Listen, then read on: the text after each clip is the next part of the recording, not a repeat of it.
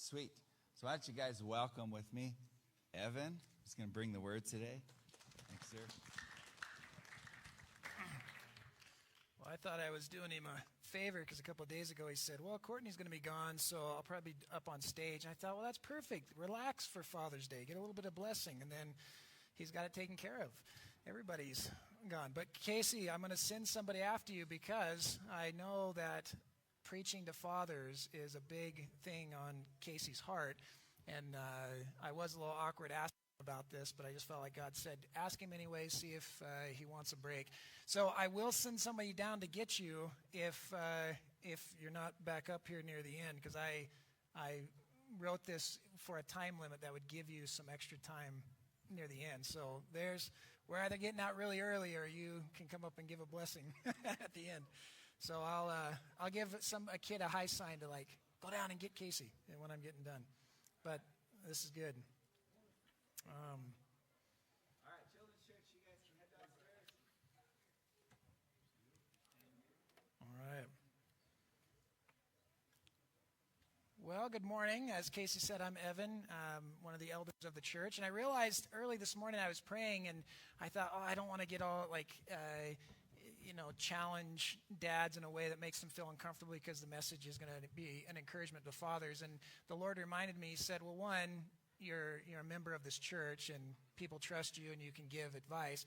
But he said, two, you're also an elder, so it's kind of your job now to step up and give some guidance with the elder team. And I realized, wow, this is the first time I've preached since becoming an elder, back in November, I think. So I thought, this feels a little different. And I'm a dad, yeah. So that with being a dad, and now with my oldest daughter just finished her first year of college, so I feel like an old dad. Still young when I think of myself, but then when I realize I've been through a lot. I got successful kids, kids following the Lord. They're out on their own in college. And so really this message is coming, even if you feel like it's harsh, which that's not really my approach, but I like to get to the point sometimes to give solid encouragements. But this is a message I would preach to myself. This is a message that I would give any father looking for advice of how to be a good dad. So Father's Day is a time to celebrate in our culture dads, and we give gifts to dads, things like lawnmowers and tools and snacks and new underwear and socks. My son, David, he got me some water guns this morning. So he and I and Jonathan, my older son, can play, and even the sisters if they want to. Emma surprised me with mudding, taping, and painting a wall I built like last year, a little divider wall, and it's just been staring at me every day for a year of, I have to finish that. But I don't do mudding and taping. Well, I've never done it, and the time I tried, it wasn't turning out well. And Emma's like a professional. I mean, you would think, this was her second time doing it, and it's an incredible job. So she surprised me this week while I was at school and working the long days this summer. And anyways, it's amazing. Yeah, you could hire her. Yeah, Adam. Emma, you're going to be hired out to Adam. He might need you.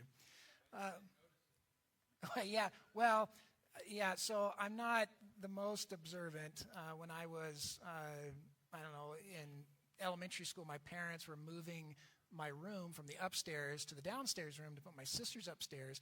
And the story goes that I was up and down the stairs all day going into what was my old room, getting stuff, moving around people as they're moving beds and furniture. And at the end of the night, I went up to my old room and was shocked that my sister's stuff was in there. And my mom says, I looked at them and said, where's my room at? And they just stared at me like, are you okay? Like, you didn't see us moving your stuff? So it reminded me when Emma had the mud and tape on the wall when I came home the other day. She hadn't painted it yet, but it was probably there for a good day before they pointed it out to me. I'm like, oh my gosh, it is. And it's in our living room, so it's not like in a hiding place. So anyways, that's what Dawn meant by I didn't notice it. But she did a great job. I saw a meme on social media. It was a picture of some not so good in shape men's underwear with the tagline, hang on guys, Father's Day is coming. And I thought, yes, Father's Day is coming. We're gonna get to it. But if we think past the gift giving, Father's Day gives everyone in our country a chance to be reminded what God said long ago in Exodus 20:12. He said, "Honor your father and your mother, so that you may live long in the land the Lord your God is giving you."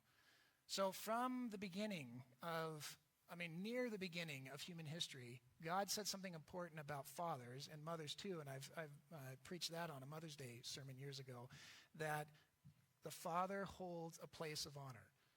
Not because he's a good dad, not because he gives you stuff, not because he's perfect, even if you have a pretty poor dad. And we all have experiences with broken relationships with dads or dads that struggle. God says, honor your dad. I'm giving him the title of honor. The minute you become a father, you get the title of honor. No matter how good you think you are or deserving of that, as a dad, God says to all the children forever, honor your father. So it's important to be an honorable father. Now, this is two fathers, but yet so many fathers struggle with doing honorable things. And sometimes you are a good dad, but you feel like you're not being a good dad. You know, you're going to make mistakes. You're going to lose your temper. You're going to say things. You're going to forget things. And you're going to beat yourself up. But it's a struggle worldwide, history-wide, that dads struggle with being honorable dads. Not perfect dads, but just dads that in our culture we would say, that's an honorable dad. That's an honorable man. Because God says, even if you're acting dishonorably, you still hold a position of honor. But our culture, that doesn't mean we have to necessarily treat you and say, oh, you're a good person and no issue, no worry, whatever. We can be dishonorable men to the culture and have consequences of being dishonorable. But God's still saying, in spite of that, though, I'm still calling you to a position of honor. You never lose your position of honor. And really what God's saying is, come back to the position of honor. Come back to the actions of honor. But it is hard to do. And so you've either experienced yourself with a poor relationship with a dad, maybe more than poor relationship, maybe a terrible relationship with your dad. Or if you have a good dad, you know somebody, a friend or somebody, another family member that has struggles with their dad, has a dad that's just, it's hard for them to figure out how to do this thing called fatherhood. So it's so important, and it's important even just for any man, even you young boys, you're going to be men someday, even if you don't become a father for different reasons. If you're a man, you have the opportunity to be a father figure to someone. There's going to be someone in your life, even if you're a terrible dad. I know an older man that he has a pretty rough relationship with his kids. His kids don't speak to him. He's very, very old. And, it's broken. It's going to take a miracle for God to bring that back up. But at a later time when that man repented and started putting his life together, he was blessed to become a father figure to other young men in his life. Even though the relationship with his sons and daughters were broken, he still could act out these habits and these attitudes of good, honorable fatherhood with other people. So you have that opportunity to be a father figure, even if you're not a father right now or in your life. But this morning I want to do a quick walkthrough of the life of Abraham. Abraham is known as the father of our faith. And the idea that was running around in my mind when I messaged Casey this week was good lessons from a bad dad. Now, this is not disrespect to Abraham and just kind of like that nitpicky, let's pick through the Bible and trash it. What I want to recognize is Abraham holds a high position of honor in the Old Testament, in the New Testament. He is considered the father of our faith. He is the prime example for faith in God. But when I read the story of Abraham in Genesis, there are many parts of that story that I have to say, you're a bad dad. He had faith in God, but he did things in his family that wrecked family relationships. And there's good things that we can learn from a bad dad. And again, if you're feeling like, I've been there before, or I have a dad that way, or I have a grandfather that way, I don't want us to just eject from those people and say, because you did dishonorable things, you're worthless and you're nothing. Even through bad relationships, we can learn something good. And that's a part of the reason why God's saying, because I gave the father the honor of, I gave the father a position of honor. So we can look at Abraham and we can see some of these bad situations, but we can still learn something from it. And we don't have to throw Abraham out totally and say, I don't have to learn anything from him. Just because it's in the Bible doesn't mean that God's saying, yeah, that's the way I want you to act. God says, act like Abraham in the faith, and then where Abraham goes away from godly actions, we see someone like Jesus near the end, and God can say, but act like Jesus in these other ways. So Abraham is an example, but he's not our prime example of all things. And that's what I want to highlight, to show you that there is hope when you do bad dad things. There's good lessons we can learn from bad dads. So let's start with, I'll put it up on the screen, but it's Genesis chapter 12. It's the very first encounter with Abraham in the Bible. If you have the blue Bibles in front of you, it's on page 9. We're just like in page 9, 10, and like 16 today. So right at the beginning of the Bible, the book of Genesis. So Genesis chapter 12, verses 1 through 5. That's up there. I'll read it. This is the New Living Translation, which is that blue Bible version in front of you. And the Lord said to Abram, his name was Abram, about 10, 15 years before he changed his name to Abraham. That's later in the story. We won't cover today. But the Lord said to Abram, leave your native country, your relatives, and your father's family, and go to the land I will show you. I will make you into a great nation. I will bless you and make you famous, and you will be a blessing to others. I will bless those who bless you and curse those who treat you with contempt. All the families on earth will be blessed through you. It's a huge promise. This is what he's famous for. And then verse 4, so Abram departed as the Lord had instructed, and Lot went with him. Abram was 75 years old when he left Haran. He took his wife Sarai, his nephew Lot, and all of his wealth, his livestock, and all the people he had taken into his household at Haran, and headed for the land of Canaan. Okay, this is a short story. We know nothing about Abraham before chapter 12. We just get little pictures of his life from age. It says he was 75 years. He lived and died. In chapter 25, we'll see he died at the 175. So we get this 100-year picture of this old man. But just the mention that he took his wealth with him, and there's other stories that I encourage you to read the story of Abraham, but we won't cover it today, is that there's little glimpses of Abraham of having extreme wealth, like 318 trained fighting men at his disposal inside his camp. You know, the picture of like they worked for him, or possibly they were like servants, maybe slaves of him. Okay? So he had incredible wealth. If he was here today in modern day world, he would be one of the big empire juggernauts that we read about in the news. Not necessarily having all this crazy bad life, but just a man of influence and considerable wealth in his country. So for a man of considerable wealth, for 75 years, he's built seemingly something like a business empire in this area of Haran. And he meets a God that we have no idea that he has understanding of beforehand. And this God appears to him and says, take everything and go to a place that I'll tell you about later. And Abraham says, okay. Makes sense. That's why he's the father of our faith. That's why every story of faith will start with him and point back to him and say, trust God like Abraham did.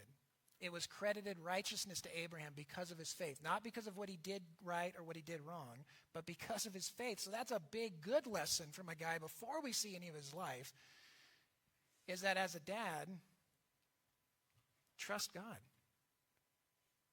Like, you don't have to know anything about it. Abraham didn't grow up in church. Abraham didn't have this religious background. Abraham didn't know a whole lot. There was no doctrines. There was no covenant written out. I mean, this is a few generations before Moses and the Ten Commandments and the whole big religion of Israel. And yet he said, I'll trust you. And that's what God's saying is, I want you to trust me. Can you trust me? Can you trust that I am trustworthy and that I'm not here to hurt you, but I'm here to help you?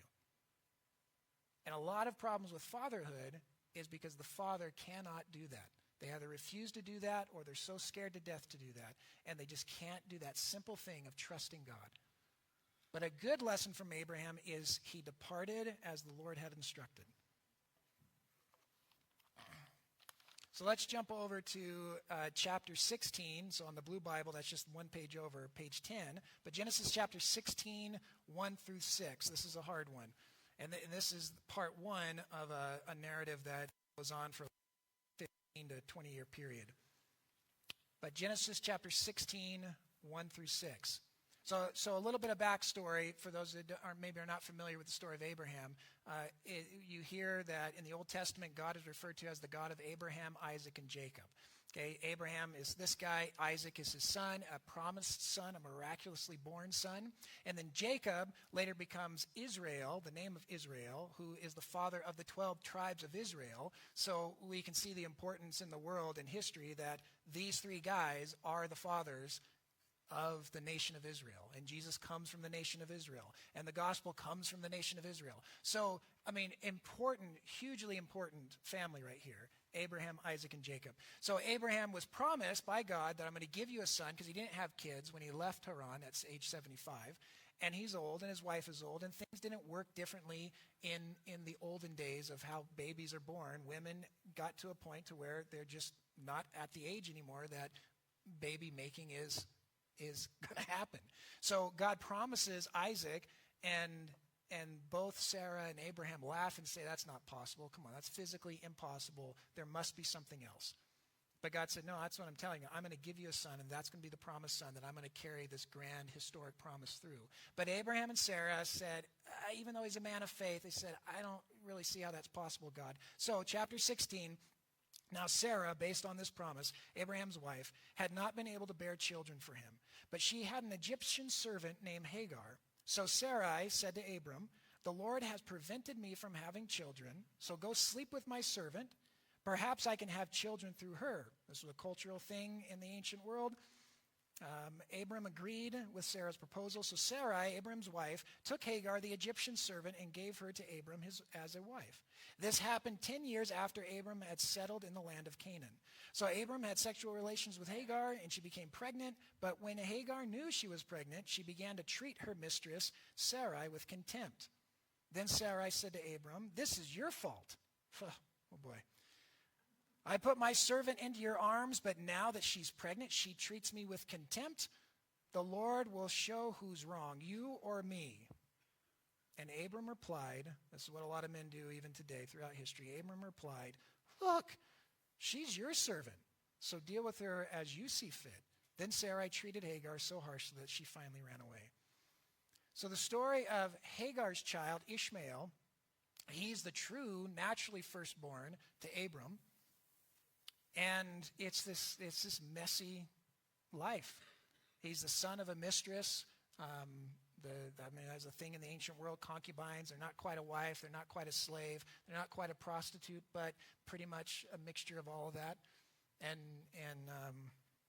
I don't know really good reasons why that was ever a thing, but it was a thing. But we see that in life today. Men run after other women. It's even in our culture today, it's okay for a man to have multiple women, but if a woman has multiple men, now she's something terrible or wrong. That's just pathetic that men treat women that way. It is wrong that men do it. If men, you think it's wrong women to do that, it's wrong for you to do that, so get with it. But this is the beginning that Hagar, Sarah's idea is to give Hagar. It backfires on Sarai. Now she's blaming Abram, and now this starts the cycle that Ishmael is born, and for his whole life, he's hated and despised by the mother of the house, Sarai. His mother, Hagar, loves him.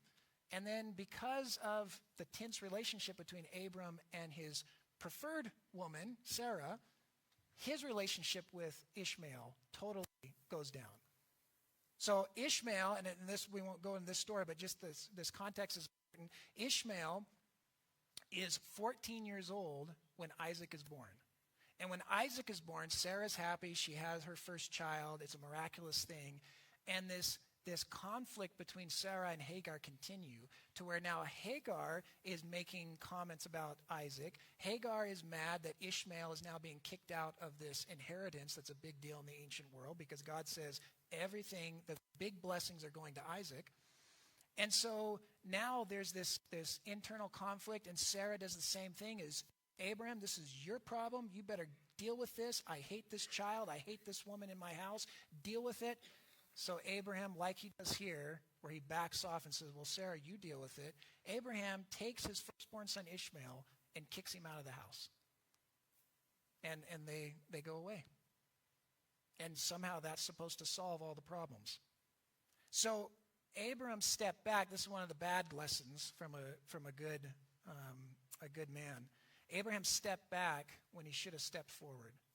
I see that in so many men's life. I see that in my life. Like every breakdown of the family, with some exception, but as a man, I'm willing to say almost every breakdown of any family anywhere in the world is because the father stepped back when he should have stepped forward. And I'm not talking about stepping forward in some macho way and get all beefy and, like flex your muscles and like, you're going to do what I say, woman, and kids, you're going to do what I say and whatever, I'm going to get the belt on you. I'm not talking about that. I'm talking about where Abraham, instead of saying, hey, Sarah, this is your problem, it's not my fault, you deal with it, he could have stepped up and said, hey, Sarah, this is our problem, and that's my son. I'm not going to do that to my son. Maybe he would have had to say, that was a dumb decision that I agreed to take this mistress. I did it to make you happy. I did it to make you comfortable. The excuse of, I did it to get out of an uncomfortable situation. He could have said that, and he could have said, we're going to keep this family together, and Isaac is still going to have a special place, not because I say so as the dad, but because God, the Father, said so. But instead, he stepped back. He cowered to comfort. He cowered to an angry, frustrated wife. And he made a terrible mistake that ruined the life of Ishmael. Now, God later says, I'm going to bless Ishmael, which makes me know that Abraham could have done something different. Because God was never saying, well, Ishmael's the horrible child. I want to get rid of him. He told Hagar, I get it, the family life, I don't want you to go back there. But I'm going to take care of you. I'm going to bless Ishmael. I'm going to make him into a nation of many tribes, but different than Isaac, but still valuable to me. But Abram didn't see that. And so, dads, we have to step in when we're really tempted to step out. We have to take the frustration of our family and figure out a way to deal with that. We have to look at our wives and figure out a way not to fix the problem, but to listen to what the problem is and pray about it, and sometimes make an uncomfortable, tense decision and say, I'm the one that has to make this decision. God's expecting me to be the accountable one, the responsible party in this family, and we're going to do it this way, but we're going to do it together. And I love you, and I respect you, and we're going to figure this out. That's hard for men to do. That's why there's countless books on the bookshelf at a bookstore. That's why there's seminars. That's why there's the psychology movement and the counseling movement, because that's really hard to do. It's simple to say, go support your wife and your kids. It is really hard to do. Men find it. And sometimes wives and mothers can say, what's so hard about it? I do it all the time. Well, for men, it's really hard to do. And it does come back to the original problem of our father, Adam, the father of everyone. When Adam was supposed to step in at the Garden of Eden, he stepped back. And then when God, this is why I'm saying the man is the responsible one, the father's the responsible one, that target on his back, it doesn't go to your wife, it goes to you. Because God said to Adam, hey, Adam, where are you? How do you know you're naked? And Adam stepped back and said, it was not my fault. It's my wife's fault. So then he went down the line and got to the serpent. But God didn't stop there and say, okay, I get it. Yep, it was her fault. Oh, I get it. It was the serpent's fault.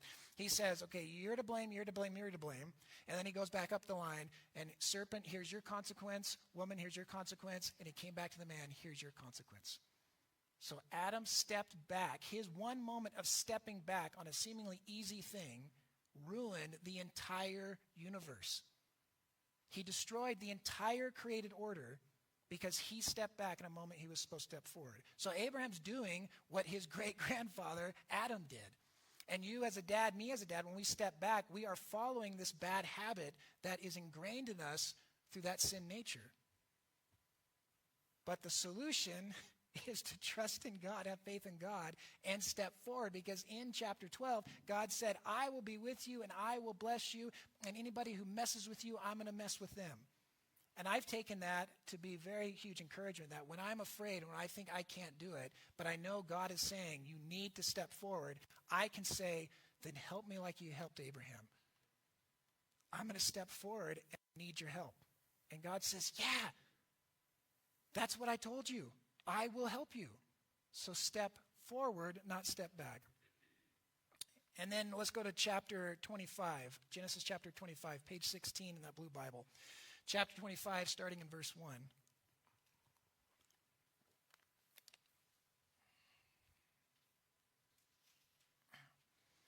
Now, this is near the end of the story. And Sarah died years later. I'm not sure the timeline of when she died.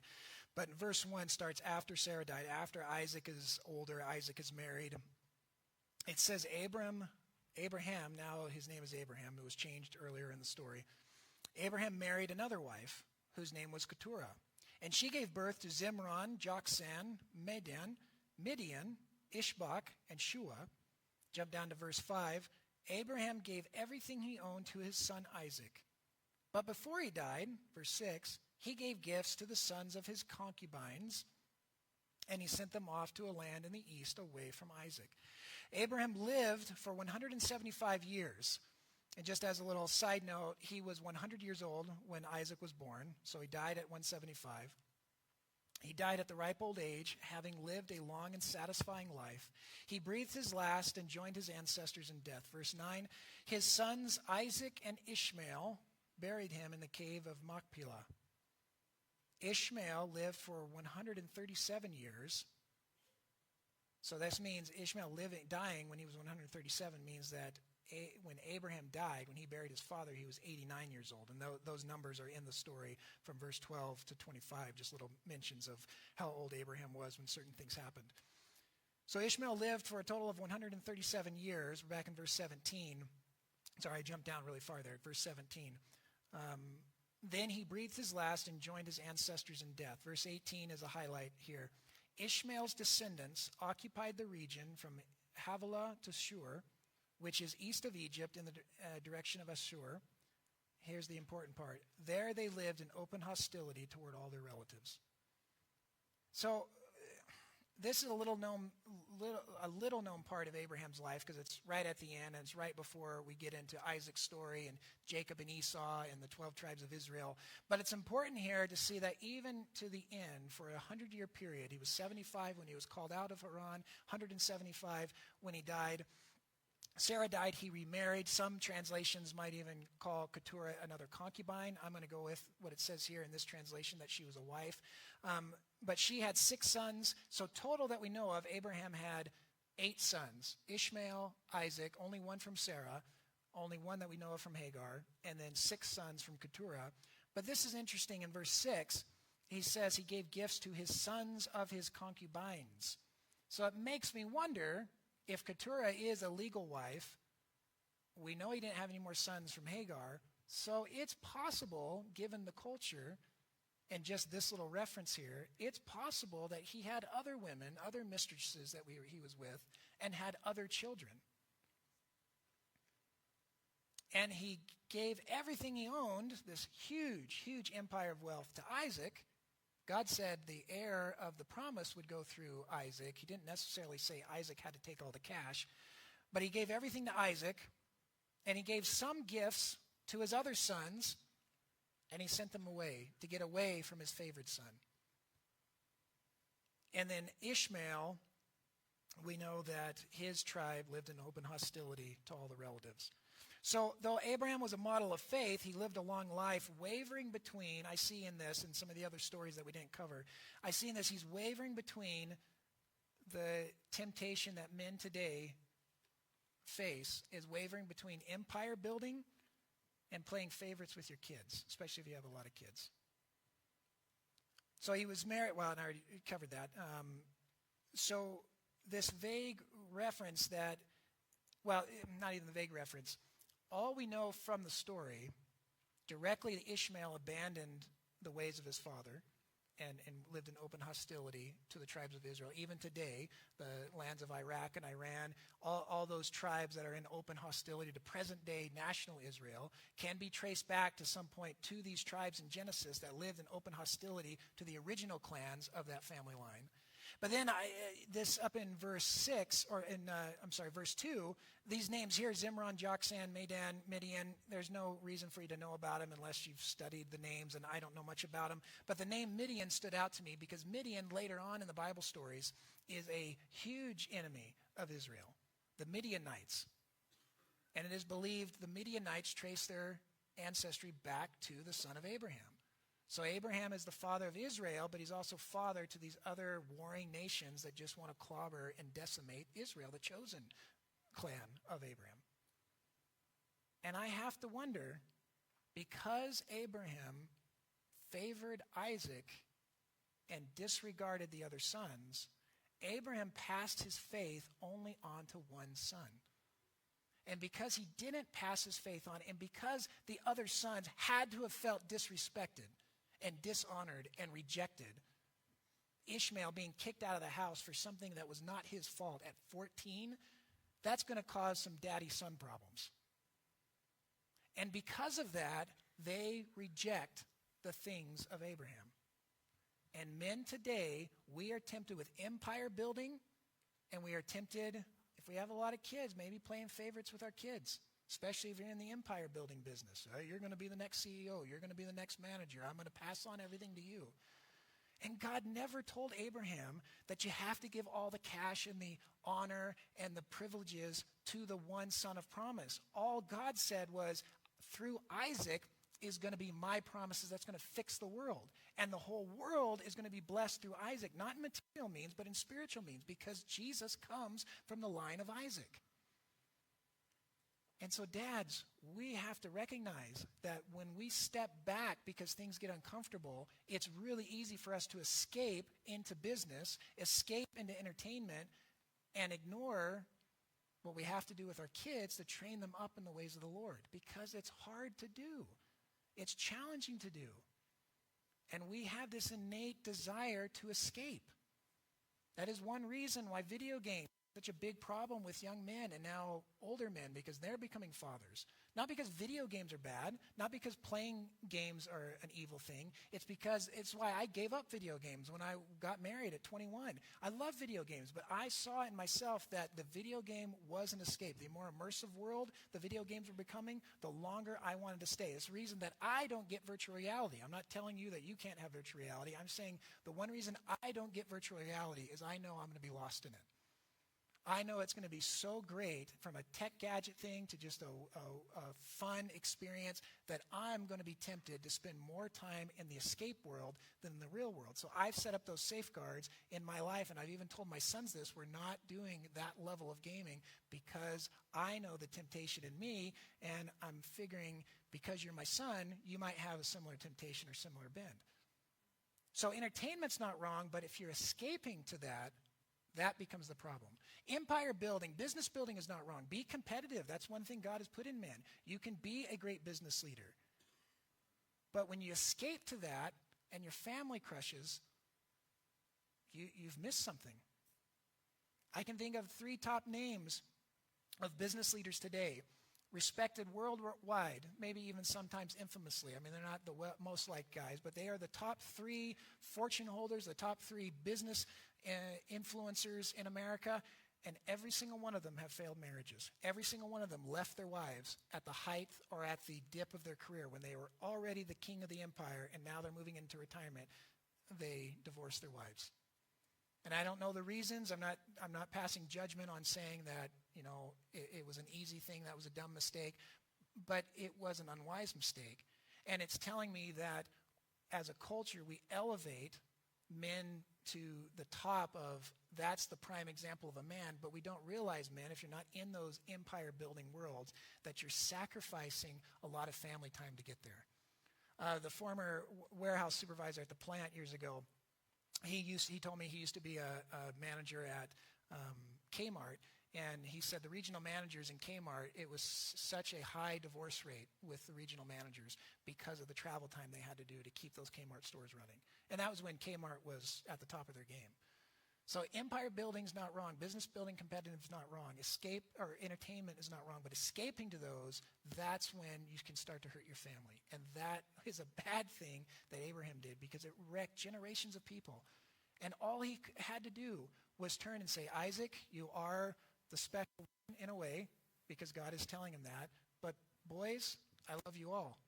And you're going to work together, and you're going to love each other as brothers.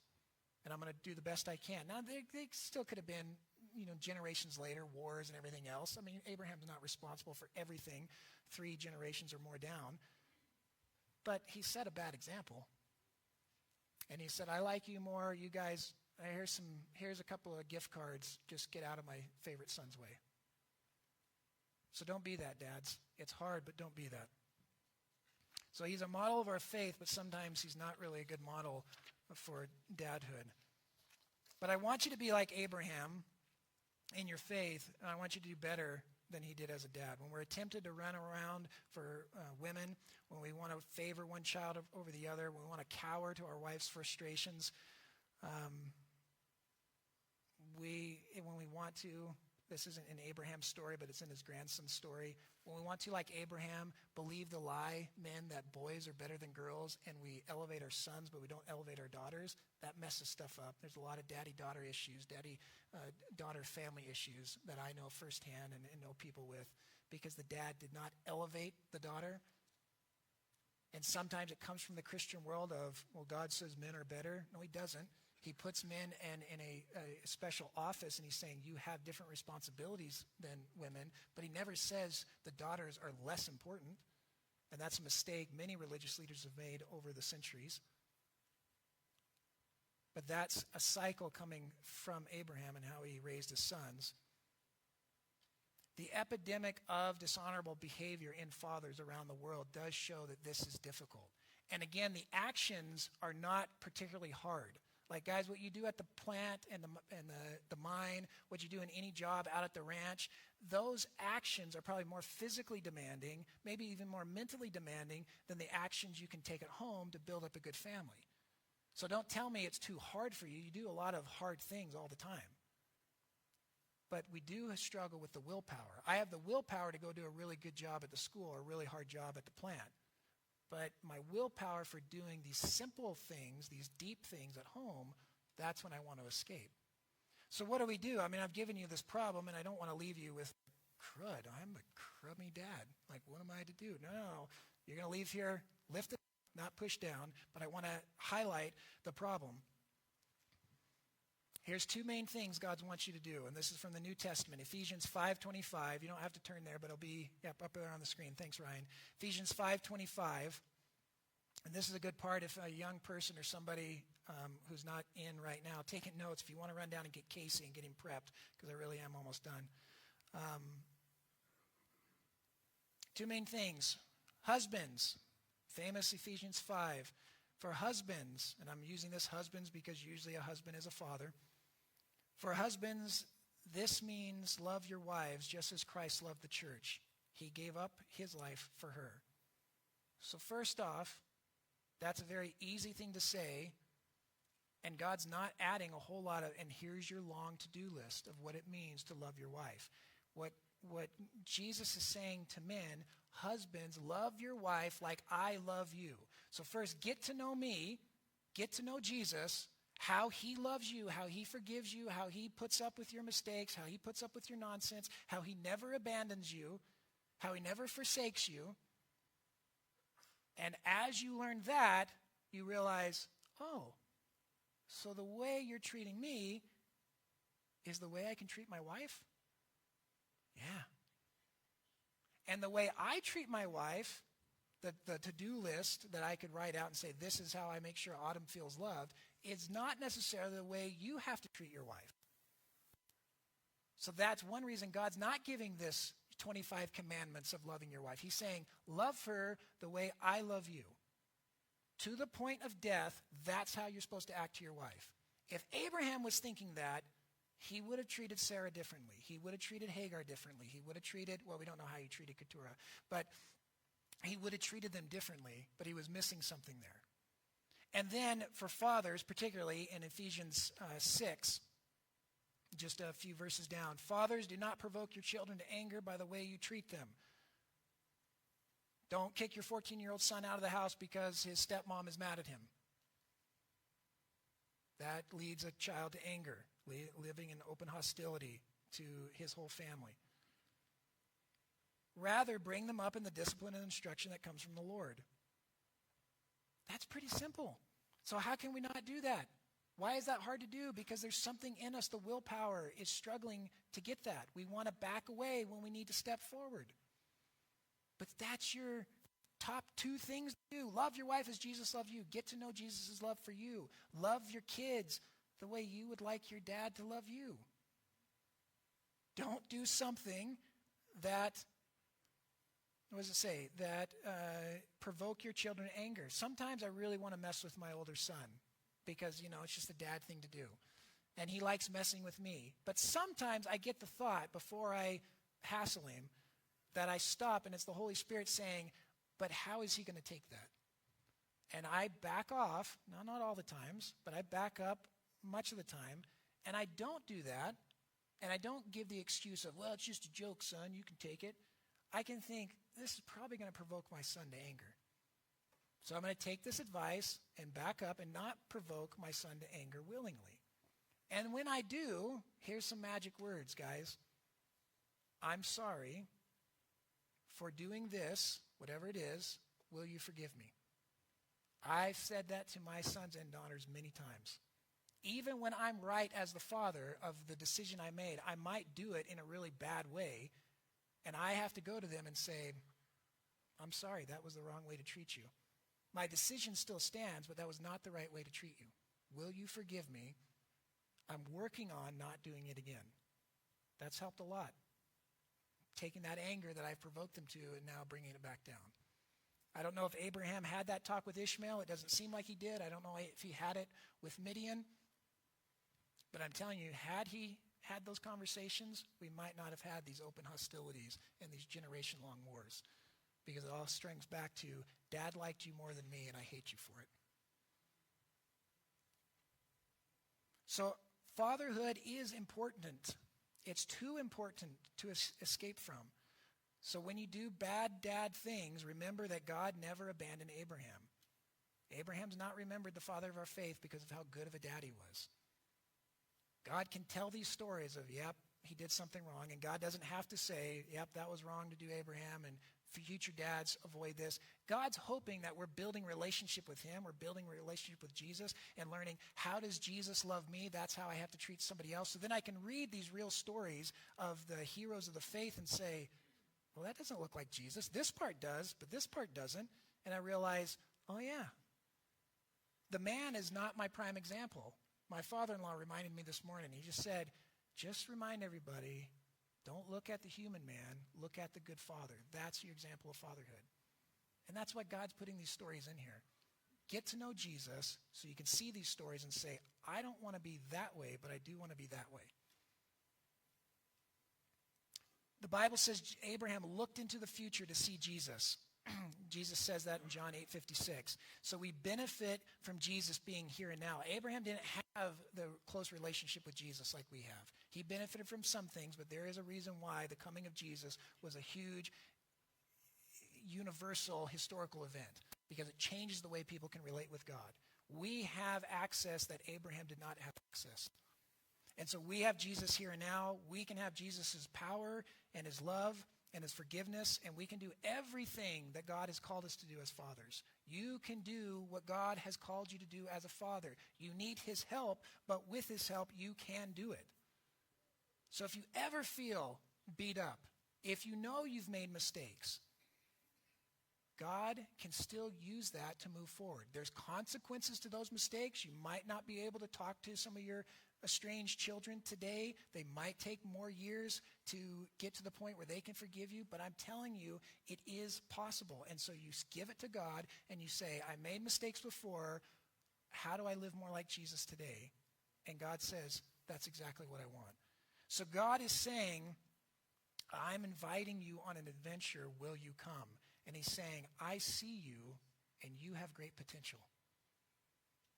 And can we do the good thing like Abraham and at least say, yep, I'm not going to abandon you, God.